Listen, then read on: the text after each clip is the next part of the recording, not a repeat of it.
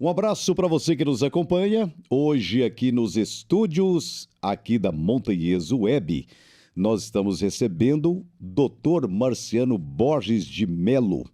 Pela primeira vez aqui nesse estúdio, né, doutor? Da Montanhês Web. Grande abraço para o senhor. Um grande abraço para você, Maurício, para o Brênio, que está aqui nos dando assessoria. Um grande abraço para todos que vão nos ver e ouvir, né? Doutor, eu queria hoje, com a permissão do senhor, a gente contar a história do escritor, empresário, advogado, produtor rural Marciano Borges de Melo. É possível a gente contar essa história desde a infância, doutor? É possível, Maurício. Aliás, a minha história é uma história como da maioria dos meninos pobres que nasceram numa cidade pequenininha. Cidade não, aqui nem cidade era.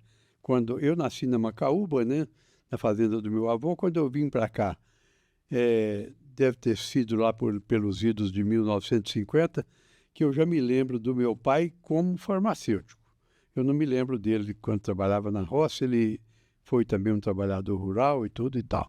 Casaram muito novo, ele com minha mãe, casaram muito novos e tiveram aqueles embates iniciais. Meu pai sempre teve a tendência de estabelecer como um comércio de farmácia, etc.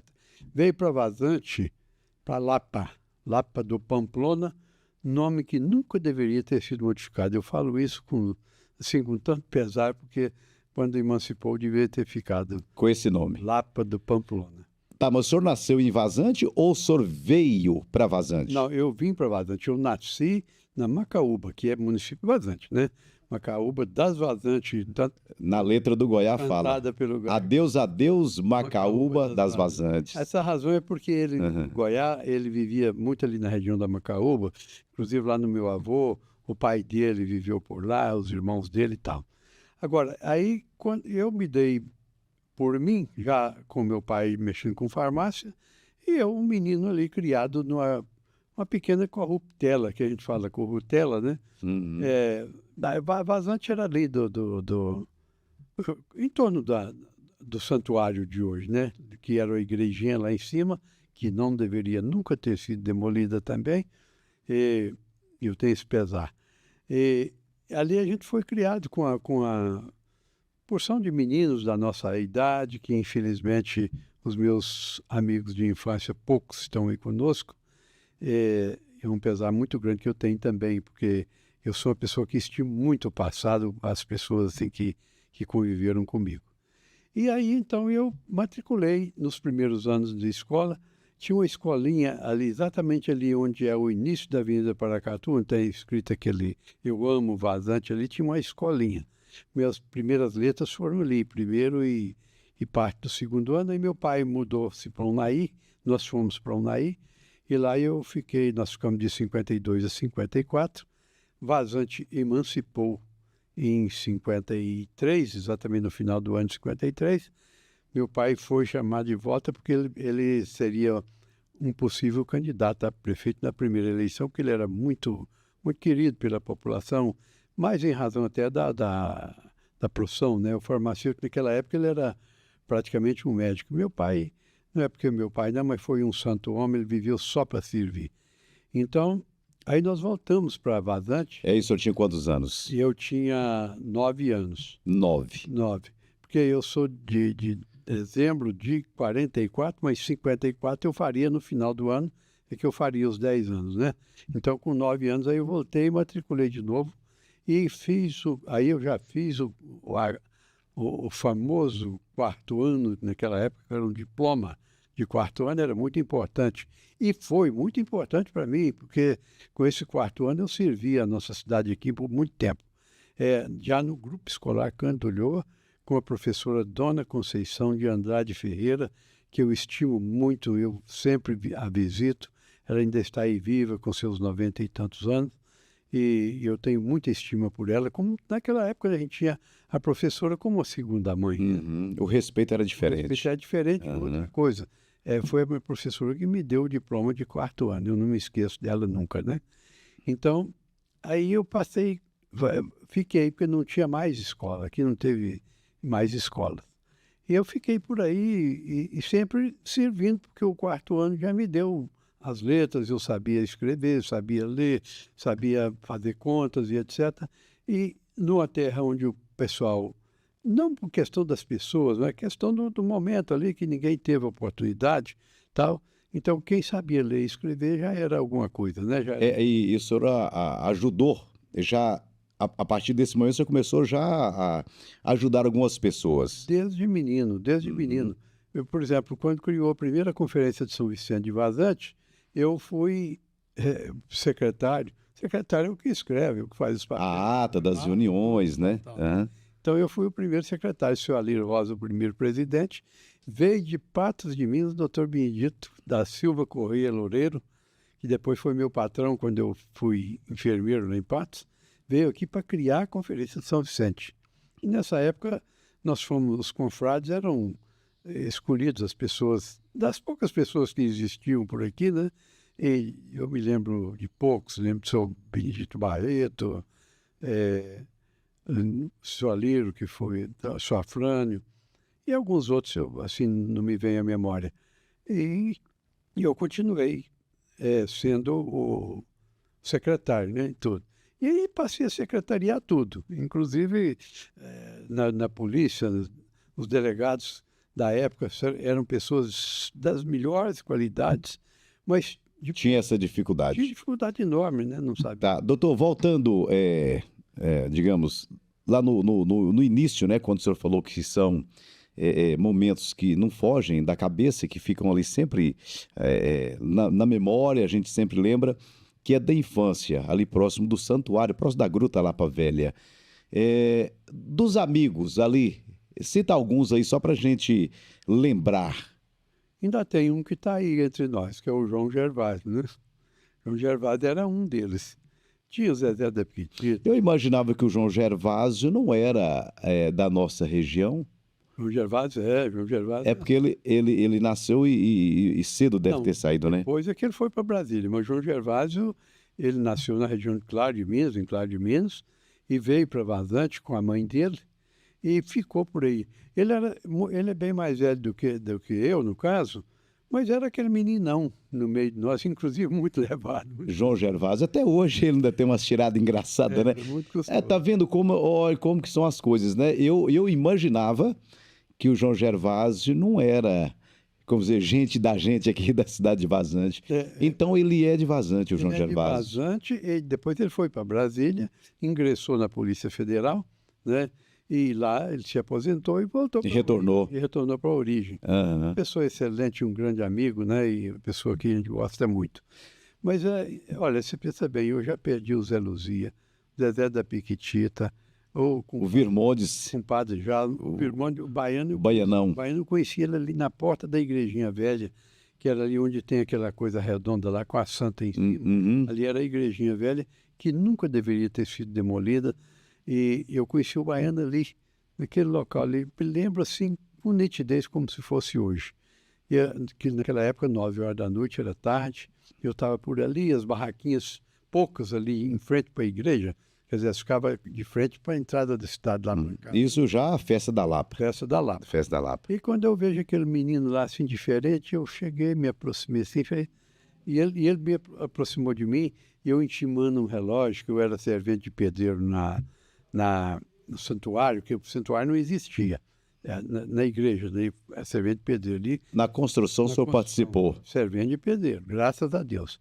E lá, e com isso eu comprei o relógio, tá todo intimando. Quando compra o primeiro relógio, você anda até com o braço. Assim. Não, e a gente fica querendo que alguém pergunte quantas horas, né? Aí Toda hora. Ele veio, no início de conversa comigo, a primeira coisa que ele fez foi me perguntar quantas horas. Mas não é porque alguém soprou e falou, pergunta o Marcelo quantas horas. Ele estava sozinho. Estava sozinho. Que é coisa de criança, é coisa de menino. Pergunta ele quantas horas que ele está. Aí ele se aproximou de mim e eu perguntei a ele de onde que ele era, quem era. Ah, eu sou da Gamar, calçado de bota. Ele estava calçadão de bota. Eu sou da Gamar e eu vim para a festa e ficar lá no Padre Energia, como ela está muito cheio. Eu estou aqui ver se eu arranjo um jeito de ir embora ou vou para a fazenda do meu pai, que é lá no Pai João, ali na região ali, depois da ponte do Rio Claro ali. E aí eu convidei ele para ir lá para casa, ele foi, nunca mais nós separamos. Infelizmente, a morte separou. Doutor, eu estive acompanhando em alguns momentos que foi após o falecimento do Virmontes, né, do Baianão, né, tão conhecido como Baianão, não só em Vazante, mas na região inteira, né? De tantos amigos que o senhor conquistou e de tantos amigos que o senhor perdeu, não muito distante, mais recente, Baianão marcou muito, né? E eu percebi que nas vezes que o senhor falava do Baianão, assim, o senhor... Até hoje eu me emociono, até hoje. Porque foi uma ligação assim, muito profunda. Que o Baiano era uma pessoa boníssima, tinha lá seus problemas, como todo mundo tem, mas ele era uma pessoa excepcional. Tanto que a minha vida política, porque dando um pulo um pouquinho para frente, quando eu votei a primeira vez, eu votei em mim para vereador. Eu fui o vereador mais novo eleito aqui em Vazante até hoje. Não teve outro até hoje que foi. O senhor foi vereador com quantos anos? 21 anos. 21. Fui eleito. Então, e depois que aí o Baiano veio, passou a fazer parte da minha vida, da vida da cidade, ainda morando na roça. Ele não tinha casa aqui não, mas tinha um quartinho para ficar por aí, tal. E aí ele... eu estou querendo entrar para a política, me ajuda aí, tal. Não, entra no meu lugar, então, porque eu não tinha lá interesse de ficar como vereador, de ter uma carreira política, assim, tal. Então, por incrível que pareça, eu fui eleito com 70 votos na época, e o Baiano entrou no meu lugar, foi eleito com 70. Então o Baiano foi o sucessor. Foi na vereança, foi. Sucessor. E aí, depois o Baiano, eu passei a viver a minha vida política em torno dele, do Hélio, porque na verdade, nós tínhamos um projeto político, que não é igual hoje. Nós tínhamos um projeto de governo e tal, porque hoje o pessoal tem projeto de poder, né? Então, naquela época, aí nós preparamos o Hélio foi eleito junto comigo na mesma vereança, na mesma... Como é que fala? Na mesma legislatura. O Hélio foi também eleito vereador. Aí depois nós fomos preparando o Hélio foi prefeito, e o Baiano aí, quando o Baiano lutou para ser prefeito, infelizmente não conseguiu, e eu acho que foi o grande erro nosso, porque se nós tivéssemos elegido o Baiano prefeito, o Baiano teria tido uma carreira política brilhante, que ele lutou mesmo assim, teve próximo de ser deputado. Se ele vai a deputado, Badante... E o projeto ele ia caminhando, né? Badante ganhava muito. Né? Hoje aqui nos estúdios aqui da Montanhês Web, nós estamos conhecendo a história e a trajetória de Dr. Marciano Borges de Mello, para você que está sintonizando agora, assistindo, né, neste momento, advogado, produtor rural, escritor, empresário e um homem que tem realmente feito muito para a nossa cidade, que daqui a pouco a gente vai falar. Doutor, o senhor deixou Vazante para estudar quando? Na verdade é o seguinte, eu saí de Vazante por pouco tempo. Eu tentei em patrocínio, eu estudei em patrocínio, primeiro em Paracatu, de 57, 58. Meu pai nos mandou para lá, porque eu sempre falo uma coisa, Maurício, hoje nem tanto, mas, por exemplo, na época que o meu filho foi para estudar fora, meus filhos, os jovens tinham mais responsabilidade. Você pode observar que todos voltaram formados. E na nossa época, não. Na nossa época era aquele saudosismo, sabe? Aquela vontade de voltar para casa, a gente ficava lá pensando aqui. E não tinha esse projeto de estudar. A gente ia para lá e acabava não estudando. 57, 58, fui para Paracatu, voltei para cá. Aí eu fiz, lá em Paracatu, eu não me lembro, era um tipo de uma admissão, mas na verdade o meu admissão ao ginásio depois foi em Patos, quando eu tinha 16 anos, quando eu fui trabalhar de enfermeiro em Patos. E meu pai, em 64, 62, ele nos mandou para patrocínio. Aí eu já era rapazinho também e tal, por lá eu fiquei lá, estudei um pouco lá no Dom Lustosa, um ano lá no Dom Lustosa, mas também nessa época o Baiano estava, o Lico Machado, nós éramos uma turma de inconsequentes, né? Tá lá para estudar, não, tá lá, na verdade, era para fazer a festa, né? Mas, na verdade, quando eu fui estudar, eu já era pai de família. Quando eu acordei, que eu via o tempo, a gente tinha aquela vontade, meu Deus do céu. Dos filhos, o senhor era a Tânia, a primeira não, né? Primeiro, eu já tinha os três. Já tinha os três, quando eu comecei a estudar. Ah, o senhor já era pai dos... Pode os três. Porque o último filho meu nasceu em 70, que é o Werneck. Uhum. O Werneck é mais novo do que eu, 25 anos. Então, com 25 anos, eu era pai de meus três filhos. Aí eu falei, gente, como é que faz? O tempo está passando. Eu servia muito a cidade, como já contei, quando eu fui eleito vereador, por exemplo, não tinha onde prender as pessoas, era uma dificuldade extrema, né? E eu servia lá na delegacia e via os delegados, os policiais com aquele problema sério ali com os presos. Pra você ter uma ideia, Maurício, às vezes a pessoa tinha que ficar para ser ouvido no outro dia, põe ele uma algema, ou então prendia ele fora de ordem, põe uma algema num braço, a outra algema num toco que tinha no fundo da delegacia com argola. O que hoje não pode. Não, Nunca aconteceu. Naquela época já não podia, né? Não podia, era um terror, né? Mas fazendo a verdade, não era nem pelo descumprimento da lei, é porque não tinha estrutura, né? Estrutura, não tinha policial para passar a noite vigiando o sujeito e tal, né? Então aquilo, para mim, aquilo doía do fundo no coração. Quando eu me elegi vereador em 1966, nós tomamos posse em 67, aí eu falei com o Hélio, falei, Hélio, vamos resolver esse problema é muito sério. Primeira coisa que nós temos que dar um jeito de resolver é isso. Aí nós fomos no Gustavo, que era o prefeito, falamos com ele do que nós queríamos, montamos uma comissão, só pro forma, não teve nada escrito. Nós convidamos o Zico, que era o delegado da época, convidamos o Cabo Eurípides, que é o pai da Sandra do Chico, eu gosto, não vou falar não, Chico Guimarães, né? Então o Cabo Eurípides, o Zizico, eu e o Hélio. E o Gustavo não cedeu o Jeep. O único veículo que a prefeitura tinha um Jeep. Ele não cedeu o Jeep. Nós saímos de fazenda em fazenda, de casa em casa, de pedreiro em pedreiro, de servente em servente. E o Sualiro Mas Suafrando cedeu o local, que é ali abaixo da lotérica hoje, né? O lote, deu o lote, cedeu o lote para nós fazermos. Em pouco prazo nós fizemos a delegacia, o comando da polícia, tudo no mesmo local, 2 celas e, no fundo, ainda acomodação para os policiais solteiros. Então, foi um feito extraordinário que nós fizemos na época e de uma necessidade extrema, porque não tinha. Então, eu me orgulho muito de ter participado de todas essas coisas, porque é realmente um trabalho, assim, excepcional para a época, porque hoje não, hoje fazem obras aí, à torta direita, tem muito dinheiro sobrando, e faz à vontade. Mas naquela época não tinha, e o povo também não tinha, né? Era só a prefeitura. Era outra época. Era outra época. Uhum. E advogado? Sim, mas aí dando sequência, aí eu me casei, né? Constituí minha família, no caso, os meus 3 filhos que eu tenho, que é a Tânia, o Vinícius e o Werneck, né? E eu já tinha os 3 filhos, e eu olhei o tempo e falei, gente, eu estou passando a hora deixando o tempo passar sem estudar.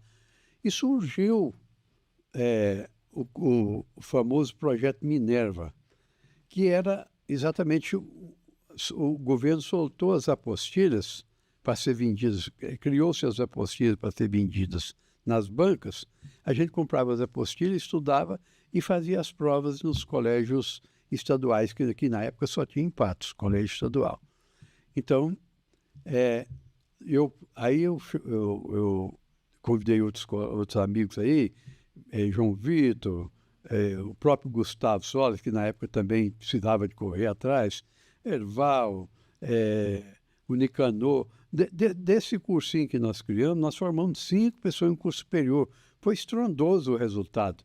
Formamos eu, Jesus Cláudio, Nicanor, Gustavo e a Luzia, a saudosa esposa do Jesus. E cada um no segmento. Cada um no segmento. O senhor escolheu direito. Não, aconteceu o seguinte, aí quando eu passei no primeiro grau, em Patos, eu cheguei e falei com a Maria, quando saiu o resultado, falou, não vou parar não, Maria, agora nós vamos sacrificar, mas eu vou continuar. E só tinha segundo grau, na modalidade também de supletivo que passou a chamar, que era Madureza quando eu fiz o primeiro grau, e depois passou a chamar supletivo logo imediato, só nas capitais. Que mais próximo a nós é Brasília. Eu só tinha uma casinha, e onde é a casa hoje do Baiano, do Gabriel, ali onde o Gabriel mora. Eu vendi ela para o Soliro exatamente para acomodar o Baiano que casou com a filha dele, né, que é a mãe do Gabriel. E aí eu peguei minha família, joguei dentro, levei o Jesus Cláudio comigo quase na marra. Até hoje ele fala, agradeço muito você. Na hora de sair ele não queria ir. Eu falei, não senhor, você vai sim. Jesus, você não tem nada, não vai deixando nada aqui. A cerâmica que você é só, seus irmãos tocam, fazenda vai ficar lá e tal. Aí ele foi também. E fui com a minha família para lá, nós fomos para lá em março de 72. Isso para onde? Para Brasília. Brasília. Lá eu comprei uma casinha dessas de Coab lá e tal, morei lá. Frequentei o melhor curso, que era o objetivo, em Brasília. Com 7 meses eu fiz as provas do segundo grau, passei em todas. E com não é agravante, não, com outra importância que teve, é que eu passei no concurso, que é o mais que o pessoal da minha idade, na minha época, que mais queria, que era passar pelo concurso do BRB na época, hoje é Banco de Brasília, era Banco Regional de Brasília. Mas aí o Hélio ia assumir a prefeitura e não assumia sem eu. Então eu tive que voltar, larguei estudar e voltei. E para mim pegar aula na escola aqui, eu matriculei em Patos, na curso de matemática. E dei aula aqui por um ano e tanto, por 2 anos por aí, né, no ginásio.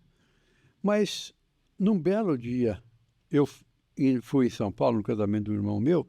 Na volta, eu falei com a Maria, lá em Uberaba, vamos passar por Uberlândia, para vocês conhecerem Uberlândia, os meninos conhecer e tal. Parei para tomar um lanche exatamente na frente de um panfleto, como é que fala isso? Não é bem panfleto, então, um edital lá, do concurso da Escola de Direito Uberlândia. E eu, curiosamente, como sempre fui curioso, fui lá ler. Exatamente falava no concurso vestibular da Escola de Uberlândia, vencia naquele dia as inscrições. Você pensa, eu falo que isso tudo é coisa de Deus, porque eu sou crente em Deus, eu acho que as coisas... Depois de tomar um cafezinho, ou no momento estava tomando café, viu lá o comunicado. O dono do bar, onde que é a escola aqui? Falou que o senhor largar o carro aqui, o senhor vira nessa rua aqui, na outra aí está chegando nela lá. Peguei meus documentos, fui lá, fiz a inscrição. Foi a minha redenção, Maurício. Porque aí eu passei para a escola de Direito, muito sacrifício enorme, e daqui em Uberlândia, no estado de terra, até Monte Carmelo, mas valeu a pena. Era todo sábado eu tinha que ir e voltava. Toda sexta-feira eu ia e ficava sexta e sábado, voltava no domingo de manhã. Quantos anos advogado, doutor? Que eu advoguei? Na verdade, eu comecei a advogar antes de formar. Em 78 eu abri o escritório e 78 para hoje daria o quê? Nós estamos em 2024, 22 com 24, 46. Mas acho que eu tenho quase uns 10 anos que eu não advogo. Eu estou advogando uns 35 anos, 36. Fui muito feliz, uma advocacia exitosa, sem nenhum problema, assim. E eu fui muito cuidadoso, como sempre sou com as coisas que eu faço, de não deixar, como o pessoal fala normalmente, não deixar rabo. Evidentemente, tem algumas pessoas que às vezes não gostam do advogado. O advogado, eles não entendem que o advogado advoga em favor de um cliente. Sim. Acha que está advogando contra ele. Mas, na verdade, a gente advoga em favor do cliente da gente, né?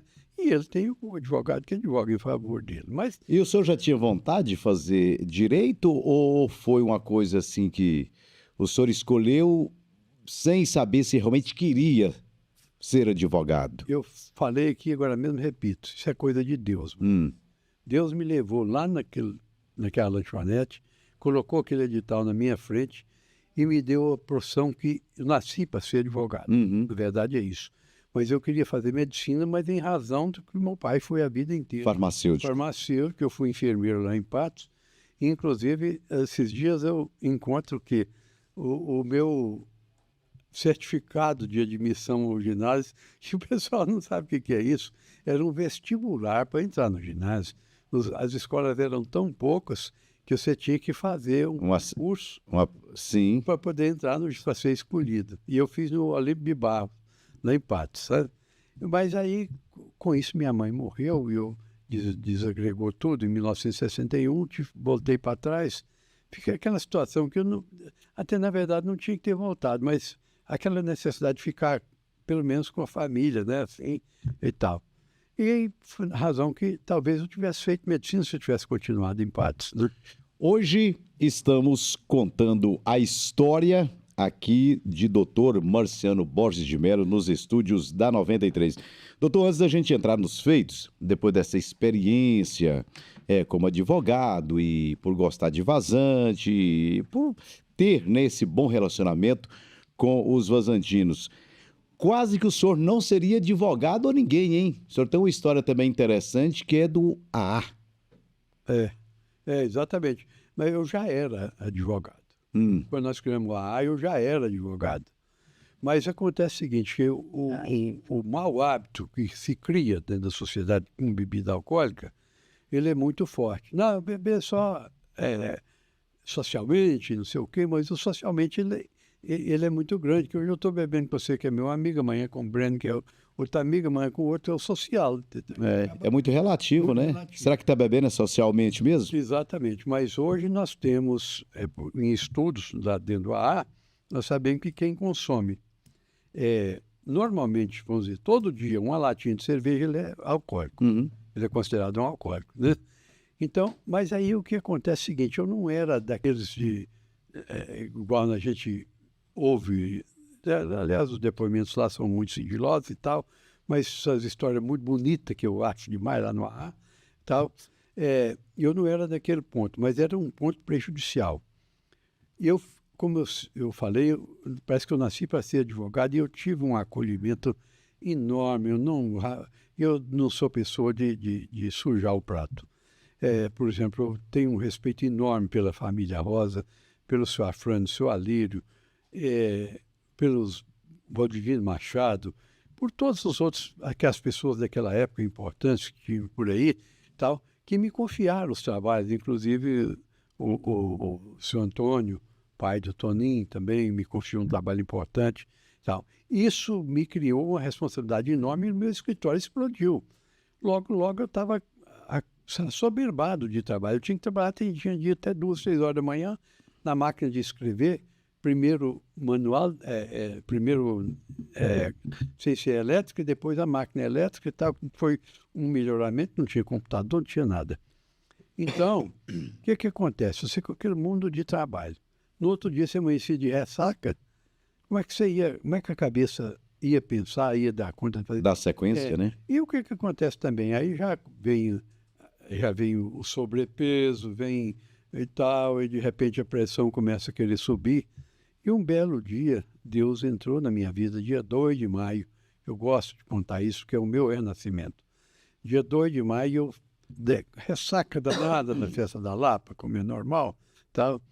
Eu desço de ressaca, morava lá naquela casa onde hoje mora a mãe do Dr. Neivaldo, onde morou o pai dele lá, até falecer.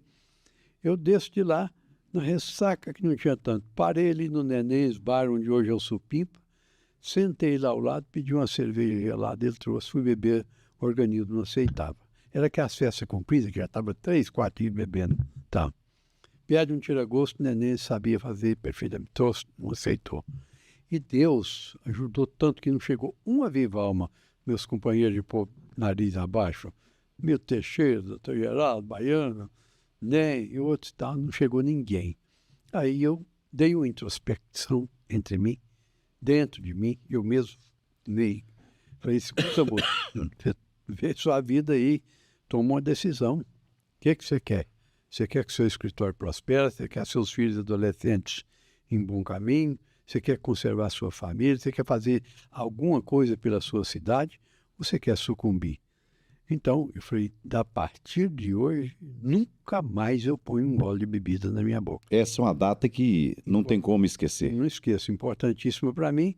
E sábado, amanhã, eu vou receber, trocar minha ficha de 40 anos no ar. Ficam convidados, quem quiser ir lá assistir, é um prazer enorme. E ali tem histórias emocionantes, né? Emocionantes. Ali são depoimentos de verdade mesmo. De verdade. Né? Pessoa que você vê que ela não tem, assim, nada para fazer um discurso, sobe lá e fala e conta tudo assim, com toda certeza o que aconteceu. Doutor, até agora, nesse bate-papo, o senhor falou da cadeia, nós falamos de algumas coisas que teve a participação importante do senhor. E por amar, por gostar tanto da cidade de Vazante, ter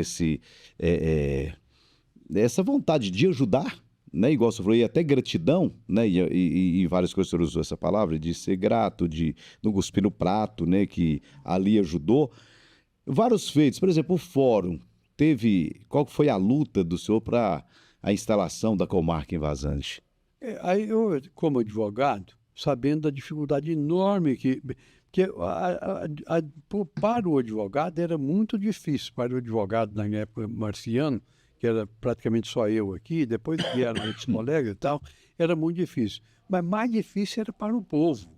Você pensa bem, uma pessoa pobre se envolve em qualquer coisa aí, uma circunstância qualquer, tem que ir a Paracatu. Quantas vezes as pessoas vão de ônibus, já foram de ônibus, chegava lá, o processo foi adiado, que é normal isso, a pessoa perde a viagem, volta e tal. Tem uma dificuldade extrema. Eu ia em Paracatu regularmente 2, 3 vezes por semana, estrada de terra, difícil demais. E aí, o Luiz Rogério, o prefeito, e ele falou comigo, falou, Marciano, eu vou te dar vou fazer uma portaria te nomeando para você presidir uma comissão para criar a comarca em Vazante. E assim ele fez e falou, você tem todo o amparo da prefeitura. Então ele pagava a despesa de viagem para mim e tal, e eu fui muitas vezes em muitas cidades, por exemplo, onde tinha imprensa, eu fui. Naquela época era dificuldade, se conseguir uma entrevista na televisão, eu conseguia, a TV Triângulo já tinha, que foi o Hélio que, no mandato do Hélio, que nós colocamos o primeiro sinal de TV aqui, a TV Triângulo. Não era TV Triângulo não, que chamava, era TV Uberlândia, parece. Eu acho que é Triângulo mesmo. Era Triângulo? É, TV Triângulo. Então, aí fui lá, consegui uma entrevista, porque você pensa bem, Maurício, como que as coisas acontecem? Tem que ter a famosa liderança e sempre, eu repito, tem que ter o homão lá em cima, tem que inspirar a gente.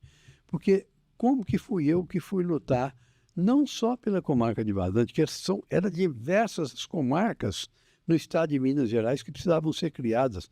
Para você ter uma ideia, naquela época, Neves, Ribeirão das Neves, não era comarca, era uma cidade de quase 200 mil habitantes. Não era comarca e não teve ninguém lá para lutar para aquilo, né? Isso e tal. Eu fiz reuniões, estou dado inclusive em Belo Horizonte, estado de Minas publicou e tal. Aí o desembargador Hélio Costa era uma pessoa, inclusive eu fui agraciado com a medalha do desembargador Hélio Costa. Ele era uma pessoa muito sensível a isso. E ele explicava a gente assim, olha, não tem jeito de criar isoladamente uma comarca. Nós vamos ter que fazer uma reorganização do judiciário. E foi onde saiu uma lei reorganizando o judiciário, criando diversas comarcas. Aí não foi só Vazante beneficiada. Só Vazante, não. Através dessa iniciativa, vários municípios foram beneficiados. E eu fui agregando pessoas também, junto comigo, pessoas mais importantes. Inclusive até o Nilton Cardoso, que era prefeito de Contagem, ele participou de uma reunião que eu promovi lá em Belo Horizonte. Uhum. Aí nós criamos a comarca e, na época, eles queriam me dar um cartório. Eu falei, não quero cartório. Não lutei para ter cartório, eu lutei para ter a comarca para beneficiar o povo. E facilitar os advogados. Eu tinha muita confiança no meu taco, muito serviço, graças a Deus nunca faltou.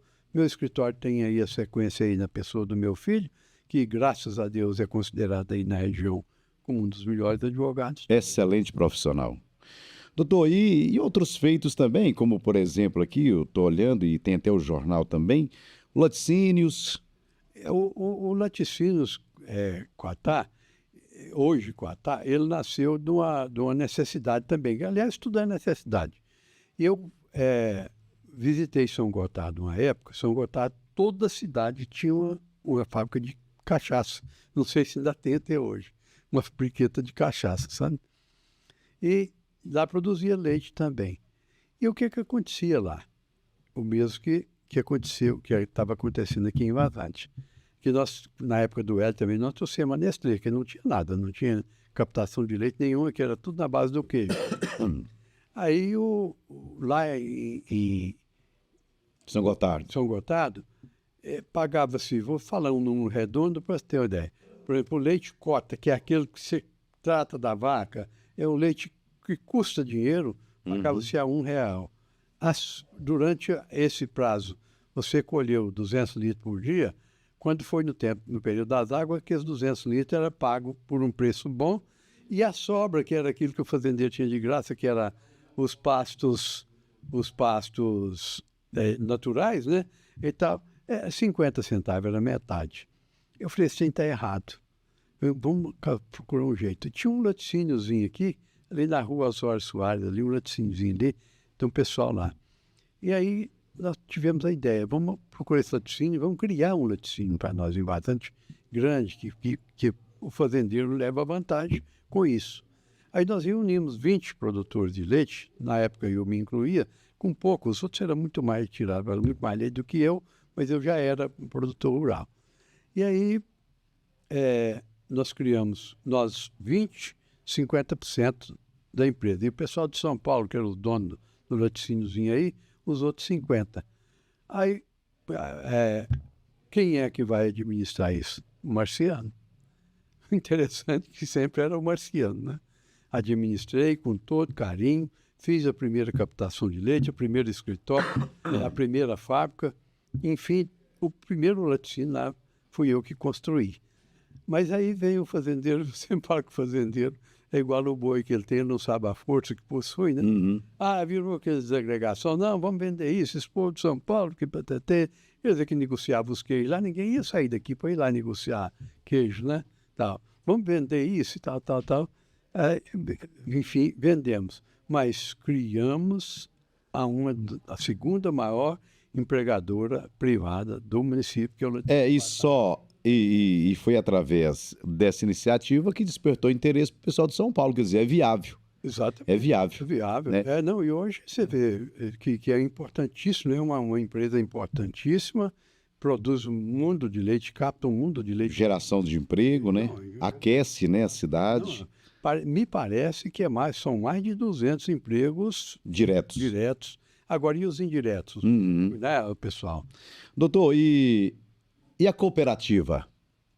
A cooperativa de crédito. É que hoje é o Cicobi Credivaz, né? O início era Credivaz. Isso aí nasceu, tem que dar crédito a quem tem crédito, né? O Rezende, um dia falou comigo, ele era presidente da cooperativa de produtor rural, que inclusive, infelizmente, ela não teve um bom prosseguimento, acabou a cooperativa.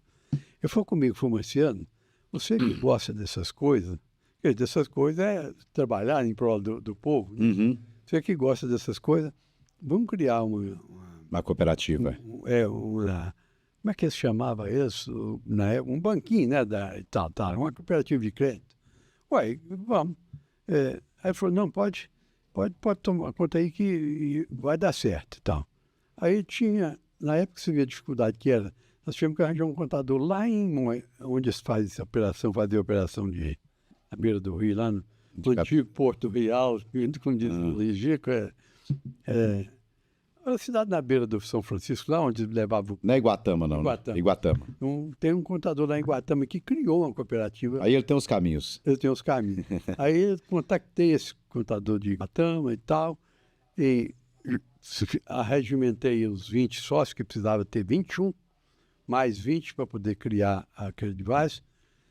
Criamos a Credivaz. Eu fui diversas vezes em Belo Horizonte, que o Banco Central, ele não é só em Brasília, nos estados ele tem as sedes, as representações. Subsedes. Então fui em Belo Horizonte diversas vezes até sair a nossa carta não estou me lembrando o nome, é uma carta que autoriza a criação. Carta de criação lá. Então, aí ficou criada a Credivaz. Aí vem a outra dificuldade. Você tem uma ideia, Maurício, como que foi complicado isso? Que isso já tinha mudado o dinheiro. Já tinha acabado a inflação, que vocês foram de 20%, 30% ao mês, tinha acabado. E tinha quebrado a cooperativa de Paracatu, Guarda-Mor, Coromandel e Nova Ponte, que na região, essas 4 cooperativas que não tinham dado certo. Aí vi que ele disse, eu sei, BBP, TTT e tal. Inclusive, eu comprei os móveis lá de Nova Ponte. O Chico Guimarães, outra vez o nome dele aqui, né? É que buscou para mim com a caminhonete dele, esses imóveis lá. Eu fiquei quase 2 anos custeando a cooperativa com o meu dinheiro. Ajuda de outros sócios também, ajudando. Para ele não quebrar, para não fechar, não fechar. Como fecharam as outras. Isso, pagando funcionário, pagando tudo. Agora, as outras fecharam, foi por má gestão. O que é a má gestão? Você tem R$1 milhão, empresta ele para o Breno, você está correndo um risco terrível. Não é que o Breno é o caloteiro. Não, mas se ele não der conta de pagar, você perde R$1 milhão. Agora, se você pega R$1 milhão e empresta para 1.000 pessoas... Pulveriza ele? Pulveriza. Aí, se você perde com os juros que você está ganhando com outros... Recupera. Os bancos sabem disso, né? Então, lá eles fizeram foi isso. Uma grande quantidade para uma só pessoa. Isso, tal. Mas, enfim, a cooperativa de crédito está aí, uma realidade fantástica. Teve problemas depois de gestões aí, tal, mas o Divino, depois que o Divino pegou, o Divino tem uma gestão muito boa e também, no período meu lá ainda, nós criamos o Cicobi, que hoje fala Cicobi Credivar. Não existia o Cicobi, não. O que é o Cicobi? O Cicobi é o Banco Central das cooperativas. O Banco Central regulamenta o Banco do Brasil, o Itaú, tal. E o Cicobi regulamenta... As cooperativas. As cooperativas do Brasil concentram no Cicobi. Aí o que acontece? A partir daí, vem todas as orientações, né? Você pode fazer só isso, pode fazer isso, tal.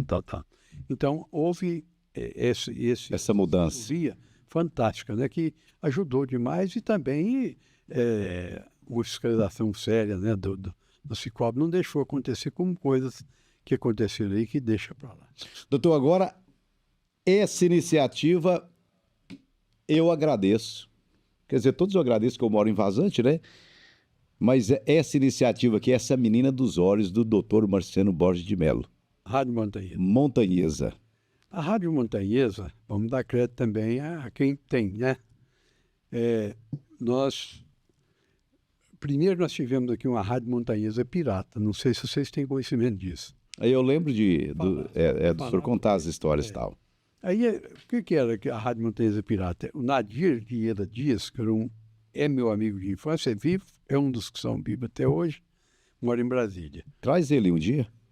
E eu já pelejei para trazer isso. Seria interessante ele contar essa história. Ele era um autodidata e ele conseguiu aprender consertar rádio, esses troços, praticamente sozinho. E um dia ele resolveu transformar um rádio, que o rádio é receptor, né, num transmissor. Ele fez um jeito lá, certo que ele já sabia mais ou menos, fez um jeito lá que o rádio passou a ser um transmissor. E com isso, criou-se a Rádio Montanhesa de Vazante, fez um sucesso. Ela pegava, que não tem regulamentação, às vezes ela pegava longe, não pegava perto, aquela história toda. Mas tinha rádio. Mas tinha rádio e ela passou, e ele foi aperfeiçoando ela passou a ter uma audiência muito grande, transmitia futebol. Você tem uma ideia, ali no campo de terra, ali onde é a rodoviária, transmitia futebol e tudo e tal. Aí, um belo dia, como era de se esperar, o Ministério das Comunicações veio e carregou o equipamento. Valioso. Acabou a rádio Montanhesa. Levou o transmissor que ele criou. Mas ficou dentro da gente aquilo ali, né? A Rádio Montanhesa ficou dentro da gente. E como, eu não sei, onde eu recorro novamente ao homão lá de cima, né? Deus é que inspira a gente. Um dia eu falei com o Baiano, Baiano, vamos dar um jeito, vamos criar a rádio, vamos reativar a rádio. Baiano era muito bom, mas ele não cuidava de um papel, de nada. Ele pode fazer. Mas era entusiasmado. E ele, vamos criar. Aí colocamos tudo no papel, precisava de ter, acho que era 4 sócios na época, tal, nós arrumamos um sócio, criamos, e o Paulinelli foi eleito deputado federal nessa época. O Paulinelli tinha sido um maior ministro que já teve nesse país, e ele foi eleito deputado federal, e nós aqui demos uma votação muito boa para ele. Aí Cícero é hora. Aí nós fomos no Paulinelli, nós precisamos da sua assessoria lá no Ministério das Comunicações. Não, vamos lá e tal. Aí nós, com a documentação toda arrumada já lá no Ministério, fomos no ministro, Antônio Carlos Magalhães, morenão, todo... Mas você fizer que figura, sabe? Aquela figura que diminuía a gente, você chega perto dele, o cara pequenininho. Aí o Paulinelli junto, ele está, não, ministro, você é que manda, o Antônio Carlos falando com o Paulinelli, que receber um ministro, receber esse povo junto com esse ministro aqui, faz tal. Resultado. Saímos de lá, inclusive, na época, ele falou comigo, menino, leva uma rádio FM, senhor. A rádio FM eu assino aqui agora para você, ó, tal. Não, ministro, eu quero uma rádio FM que eu lembrava de levar o cavalo na estrada, né?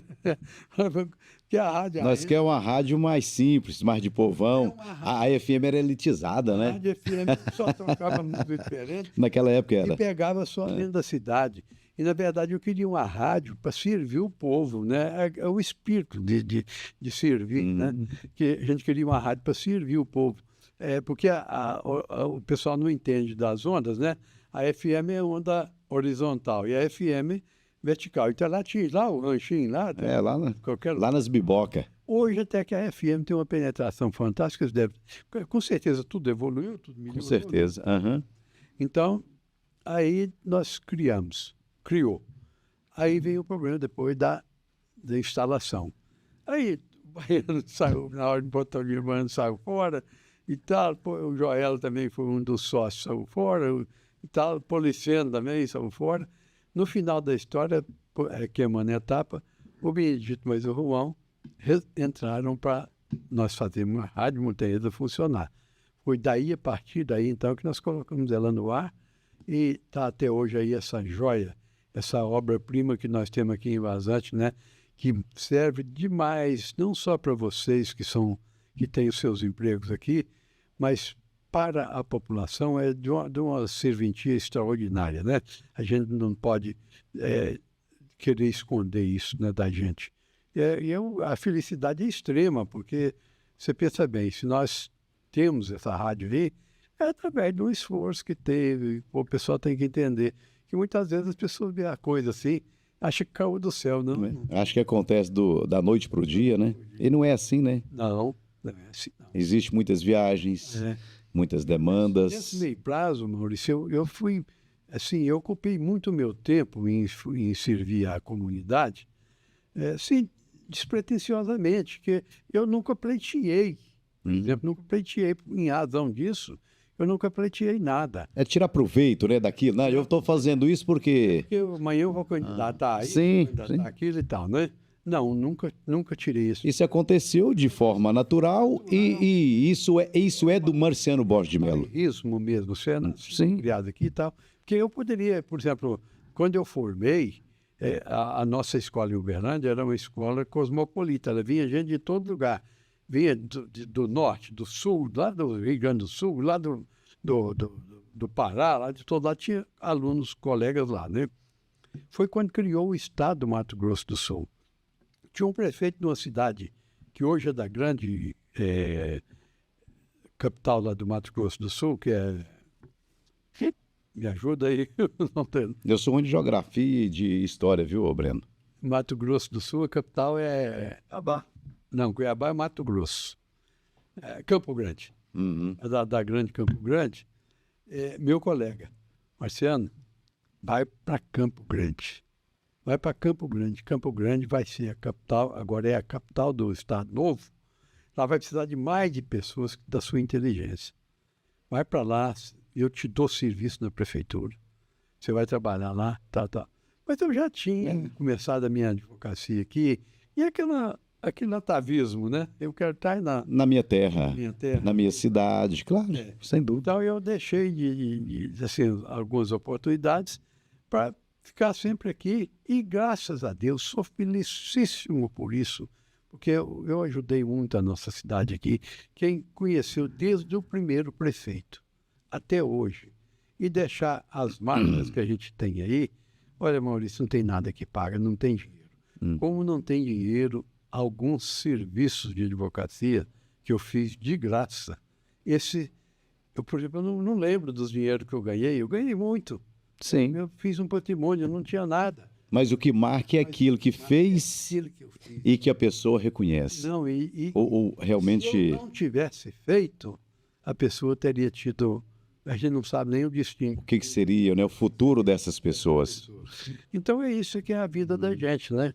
Doutor, para mim finalizar essa conversa, esse bate-papo, é claro que não tem como eu fugir de uma pergunta, né, que é uma pergunta lógica e quem está assistindo, se eu não perguntar, depois ia me parar na rua, né? Maurício, você não perguntou, mas o senhor é pré-candidato a prefeito dessa terra que o senhor tanto fez e que o senhor tanto gosta, Vazante. Sou pré-candidato a prefeito pelo Partido Solidariedade. E até é bom que eu dê uma explicação, porque muitas vezes as pessoas falam comigo assim, doutor Marciano, o senhor fala que vai, mas na hora H não vai. Não, não é isso não. Eu só tive uma oportunidade de ser candidato a prefeito quando, naquela convenção da eleição passada. Mas lá puxaram o meu tapete. Na verdade, essa é a segunda vez que o senhor é pré-candidato, não é isso? O senhor foi candidato, lógico, não estou falando essa de pré-candidato, porque ainda não está oficializado. E neste momento é pré-candidato, mas só 2 oportunidades. Só a primeira que eles puxaram o meu tapete. E essa agora, que o senhor é pré-candidato. Aí o pessoal pergunta às vezes assim, porque daquela vez, então nós ficamos na expectativa e tal. Porque é o seguinte, Maurício, lógico que todo mundo sabe, eu não tenho apoio dos grandões aí que estão aí no poder, é uma questão natural, é questões óbvias, né? Eu não tenho porque eu sou oposição, eu contesto muitas coisas que fazem por aí. O senhor considera a oposição, digamos, mais ativa? O senhor... Eu sempre fui, né? Ativa que eu falo, a oposição atuante, que critica, que... Sempre fui, mostro tudo direitinho e tal, tenho provas do que falo, não falo nada sem provas, né, e tal. Agora, a gente gostaria só de fazer elogios, só de fazer elogios. Eu sempre falei, gente, o prefeito até podia ser eterno, podia ser o mesmo, né, desde que ele não dê motivos para que haja uma divergência com relação à atuação dele, né? Então, mas isso é um fato natural também, a democracia é isso, é a substituição. E tem que haver uma substituição também por outras pessoas, não é só ficar dentro de família, dentro de um grupinho e tal, não. Vamos fazer a coisa correta e tudo. Então, eu sou pré-candidato e qual é a razão que eu sou pré-candidato? Em razão do que eu já fiz por essa terra, em razão de tudo que eu já fiz por aqui e faço e tenho condições de fazer. Há muitos questionam, mas doutor, o senhor deixou isso há muito tempo, o senhor agora já tá com a idade. Não é bem assim, não. Sabe quantos anos tem o prefeito da segunda maior cidade do Brasil, que é Uberlândia? Tem a minha idade. Sabe quantos anos tem o prefeito de Montes Claros, que é a quinta maior cidade do estado? Tem 87 anos. Então... a idade não quer dizer que a pessoa não está preparada para exercer, né? É aquilo que eu falo, inclusive eu já falei com vocês e falo aqui agora. Quantos anos você tem? Não sei. Os anos que eu tenho estão pela frente. Porque ninguém sabe quantos anos você tem, né? Eu já tive. Agora, pela frente ninguém sabe. Às vezes uma pessoa tem idade a metade da idade da gente e não é sadio, né? A pessoa não tem condições. O senhor acredita que lá na frente, a hora que for a definição, sai mais de um candidato da oposição? Não, eu acredito que não. Tá, então o senhor acredita que lá vai definir em um candidato? Em um candidato, eu acredito que sim. Agora, está tendo aí algumas divergências, alguma coisa, que a política é assim. Divergência é normal, né? As pessoas entram, às vezes, com espírito, de repente passa para outro, né? De repente, como dizia um grande político mineiro, que a política o momento político são igual às nuvens do céu. Toda hora elas se modificam. Isso será, se isso será definido através de pesquisa? Através de pesquisa e tem que ser antes das convenções, né? Agora, veja bem, estão dizendo por aí também que pode ter 2 candidatos na situação. A gente não sabe. Isso aí Só fala situação dividir? estão dizendo por aí. De ter um racha Acha, no grupo da situação tem, e de ter 2 candidatos do mesmo grupo, porém disputando. Então, isso aí a gente não sabe o que vai acontecer.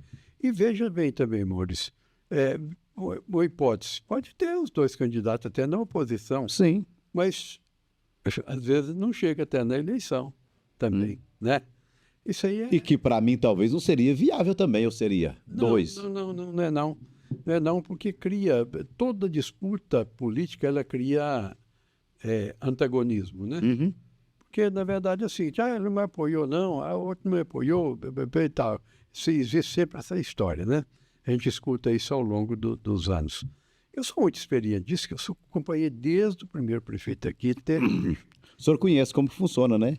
Até as fases, o início, quando está ali na disputa e quando chega lá no finalzinho também. Exatamente. Maurício, eu não posso deixar de falar também sobre uma coisa que é muito importante para mim, e eu sei que é para você também, é a criação do encontro de folias. De Folia de Reis. Isso para nós foi de uma importância fundamental.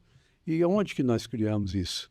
Na carroceria do caminhão, ali em frente ao asilo, o Ormênio, eu sempre coloco o Ormênio na frente disso, realmente foi um dos protagonistas, mas tinha, na época, capitão de folia era Virgílio Cláudio, era o Adelino, eram muitos outros. Eu dava lá umas 4, 5 folias, mas foi o embrião.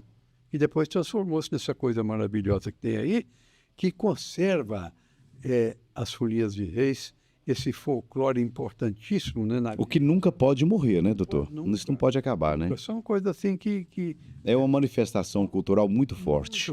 Muito forte. Cultural religiosa, né? Uhum. Muito forte, que tem que permanecer. E tem tido sequência de gente, ver muitos meninos, muitos jovens... inserindo, né, nos grupos. E eu não posso deixar de dizer aqui do meu grupo de folia hoje, que é o do Claro, né? Vai estar domingo. Olegário. Capitão Olegário. Vai estar domingo lá em Presidente, né? Vai ter um encontro de folia em Presidente. E nós estaremos lá, se Deus quiser. Fica o convite para você que ainda não conhece aqui o estúdio da Montanhês Web para vir aqui conversar com a gente. Será um prazer. E principalmente também os pré-candidatos. Aqui também vai ser um local para você lançar, né, a sua candidatura e mostrar também as suas propostas e projetos para o nosso município. Doutor Marciano Borges de Mello foi o nosso entrevistado de hoje, contando a sua história. Nós falamos também parte sobre a política, evidentemente que ainda vai falar mais, porque aqui nós estamos tratando de uma pré-campanha, evidentemente, pré-candidatos. Doutor, muito obrigado. Foi bom demais conhecer a história do senhor. Eu é que agradeço a Web Montanhesa, agradeço como é que é o nome da firma? A Plug. A Plug. Plug Produções. Na pessoa do Breno. Do Gabriel, André e o Breno, né? E agradeço a todos e também quem for nos assistir e gostar, né? Vai compartilhando aí, ó. Você assistiu, compartilha, né? E leva aí a nossa conversa e a história de Dr. Marciano Borges de Mello. Grande abraço, obrigado sempre pela sua atenção.